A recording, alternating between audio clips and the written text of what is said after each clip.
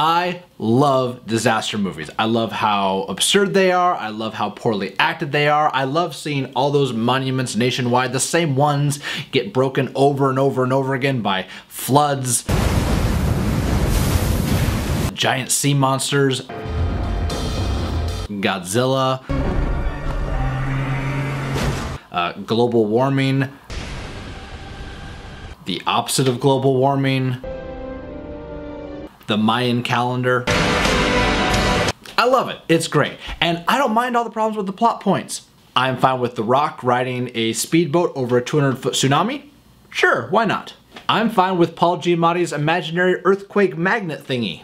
But what I'm not okay with is the inaccurate depiction of the collapse of real-world structures. I mean, if you're gonna break it, why not break it right? So in the movie San Andreas, a massive earthquake rips all the way up California, destroying everything in sight. It was a pretty fun movie. I enjoyed it. But there's a few things along the way that really got to me. Let's start with the most obvious target, the collapse of Hoover Dam. First of all, Hoover Dam is nowhere near the San Andreas Fault, or even California for that matter. Now they kind of explain that away in the film, but don't they know there are other major dams in California? Big dams too. Dams that hold back enormous amounts of water. And cool looking dams as well, like dams that would be awesome to see if they suddenly crumbled and fell apart. Shasta Dam is over 600 feet tall, has a design very similar to Hoover's, and is directly upstream from a small city of 90,000 people. Oroville Dam near Chico is the tallest dam in America at 750 feet tall. The flood would fan out, destroying hundreds of thousands of acres of beautiful California land. Remember the Japanese tsunami with all that debris going out across the fields? It would look just like that. I get it that Hoover Dam is a recognizable landmark and that sometimes you have to shoehorn things in to make the plot work. But if you're gonna break the world famous Hoover Dam, at least do it right. Hoover Dam is 726 feet tall and 600 feet thick at the base. It is among the most overbuilt structures on Earth, literally getting stronger every year as the concrete cures more and more. If the earthquake was big enough to damage the dam, it would look completely different from what we see in the movie. Dams are built in monolithic blocks, which is a fancy way of saying that they're built more like interlocking duplos than like a giant piece of porcelain or a piece of china. It's not like you can just crack all the way through. They're not built that way for exactly the reasons seen in the movie. There's been several large failures of concrete arch gravity structures in the past. Malpassant Dam in France in 1959 comes to mind, as does St. Francis Dam in California in 1928. In both cases, there wasn't a whole lot left. The dam burst open, taking away everything in its path except for a few jagged and very angular pieces left over. These dams pretty much burst in straight lines at right angles, taking everything with it, not crumbling from the top down as the water pushes it over.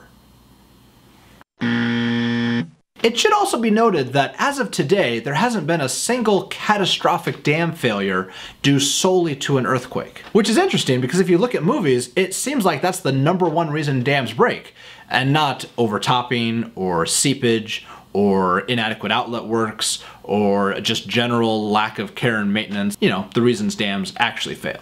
The other part of the movie that got my armchair engineer brain going was the San Francisco-Oakland Bay Bridge collapse.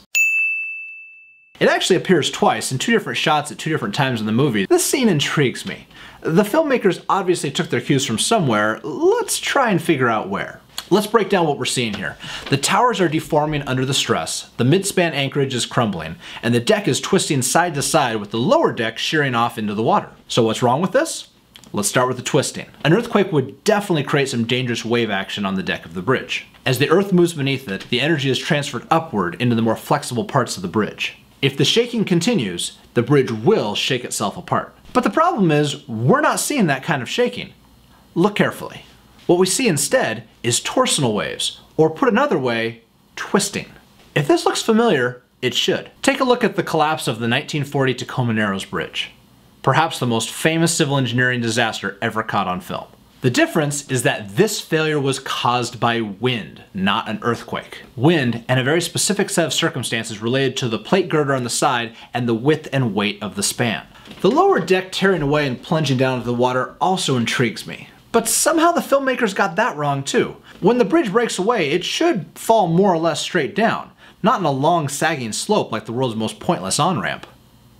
The San Francisco-Oakland Bay Bridge is actually extremely safe in an earthquake. It would fare better than most structures in the city when the big one actually does hit. But if there was a quake large enough to actually demolish the bridge, it would be way more dramatic than what you saw in the movie. For one, there would be cars tossed dozens of feet into the air as the aforementioned waves snap the bridge up and down, when the main suspender cables are inevitably broken, either from slipping out of the saddles up on the towers or by pulling out of the anchorages when they crumble. The bridge, towers and all, would crumple into an enormous heap in the water, looking something like this.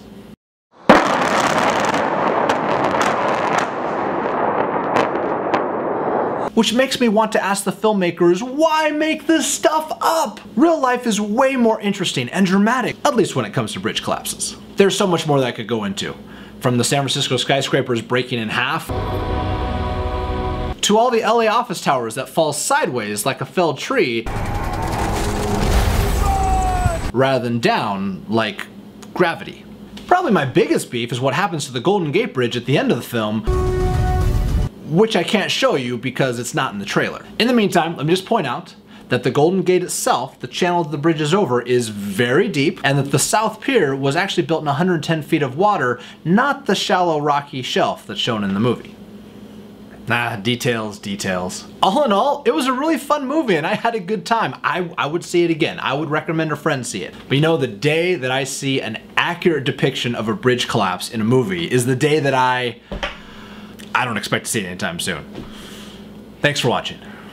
If you enjoyed this video and want to see more, click subscribe, leave some comments, click like, just tell me what you think. Do you disagree? Do you think this was the greatest movie ever and the best example of disaster engineering ever put to film? Let me know. I'd love to hear your opinions. Show me that I'm wrong.